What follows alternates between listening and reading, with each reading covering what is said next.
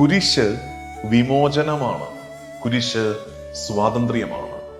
അടിമത്തത്തിൽ നിന്ന്, രോഗത്തിൽ നിന്ന്, മരണത്തിൽ നിന്ന് ഒക്കെ നമുക്ക് സ്വാതന്ത്ര്യം നമ്മുടെ കർത്താവ് തമ്പുരാൻ കൽപ്പിച്ചു തന്ന നിമിഷമാണ് കുരിശ് മരണം.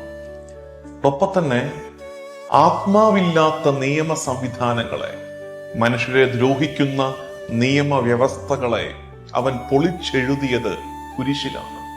കുരിശിൽ അവൻ പുതിയൊരു നിയമം ആരംഭിച്ചു, സ്നേഹത്തിന്റെ, കരുണയുടെ നിയമം. ആ നിയമത്തിന്റെ വഴിയെ നമുക്ക് നടക്കാൻ പഠിക്കണം.